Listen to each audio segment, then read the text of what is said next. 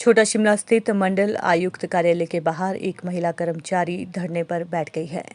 महिला कर्मचारी का आरोप है कि ऑफिस के ही कुछ कर्मचारी और अधिकारी उनके साथ दुर्व्यवहार करते हैं और उन्हें प्रताड़ित कर रहे हैं। पुष्पा देवी का कहना है कि मंडला आयुक्त कार्यालय शिमला में वे वरिष्ठ सहायक के पद पर कार्यरत हैं। उनका कहना है कि उनके कार्यालय के कुछ कर्मचारी और अधिकारी उनके साथ दुर्व्यवहार कर रहे हैं। इसकी लिखित में शिकायतों को उच्च अधिकारियों द्वारा नज़रअंदाज किया जा रहा है।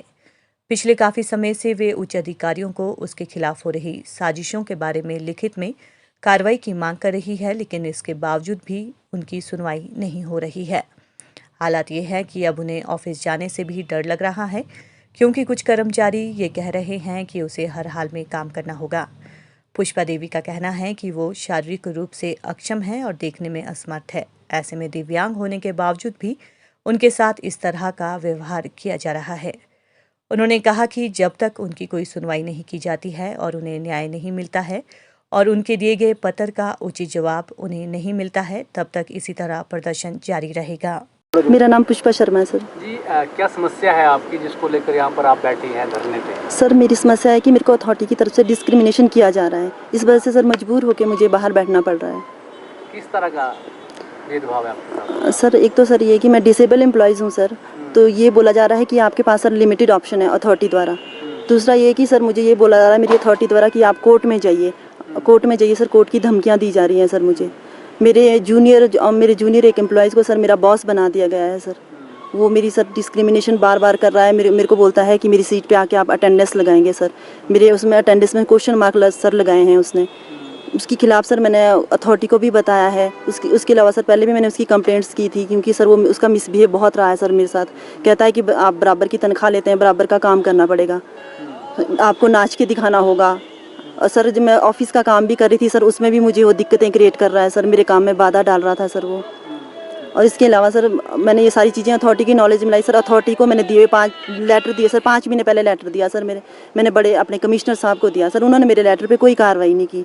मजबूरन सर मुझे डिसेबली कमीशन में जाना पड़ा सर। वहाँ भी मेरे को गए हुए सर लगभग 3 महीने का समय हो चुका है सर, पर मेरी कंप्लेंट पे कुछ भी नहीं हो रहा है सर। इवन दो कि मेरी हरासमेंट बढ़ती जा रही है। एक डेली वेजर पीएन भी सर मेरे साथ मिसबिहेव कर रहा है आज ऑफिस में सर। मैं मेंटली भी परेशान हूँ। आज मेरा ये कि मैं ऑफिस भी नहीं आऊँ सर। इस वजह से मैं सर, एक तो मैं अकेली एम्प्लॉयज़ हूँ सर, कोई मेरी यूनियन नहीं है, कोई मेरा साथ देने वाला भी नहीं है। मजबूरन सर मुझे बाहर बैठना पड़ रहा है सर अपने न्याय के लिए सर। और दूसरा सर ये कि हमारे जैसे एम्प्लॉयज़ और भी होंगे सर, उनके साथ भी ऐसी डिस्क्रिमिनेशन हो रही होगी। किसी के साथ भगवान सर ऐसी डिस्क्रिमिनेशन ना हो। मैं गवर्नमेंट तक सर यही पहुंचाना चाहती हूँ कि सर हमारे लिए सर न्याय किया जाए सर, न्याय किया जाए हमारे साथ। नहीं सर काम तो मैं जितना हो पा रहा है सर, काम के लिए ना मैंने मना की ना मैं मना कर रही हूँ सर। काम के लिए मना नहीं है सर, पर कम से कम सर डिस्क्रिमिनेशन ना हो, अच्छा माहौल तो मिले सर, बराबरी का दर्जा मिले सर, ये तो मिलना चाहिए सर हमारे को।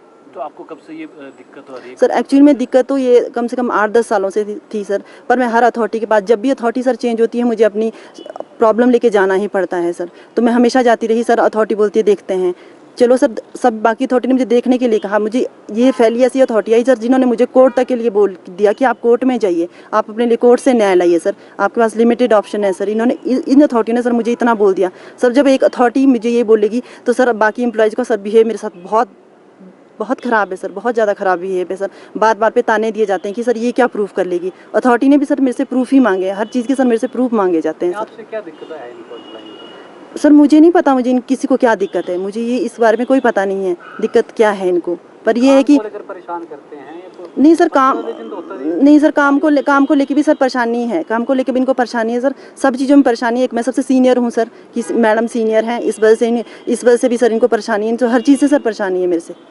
अब मुझे ये नहीं पता कि क्यों मुझे परेशान कर रहे हैं सर। मुझे ये दिक्कत नहीं है, पर मेन ये है कि सर जब मुझे अथॉरिटी की तरफ से मेरे को कोई रिलीफ नहीं मिलेगा सर, तो एक छोटा एम्प्लॉयज़ तो मुझे हर कोई परेशान करेगा ही सर। मुझे न्याय की गुहार है। बाकी सर मुझे किसी से कोई वो नहीं है, पर्सनल मेरा कोई किसी से कुछ भी नहीं है सर।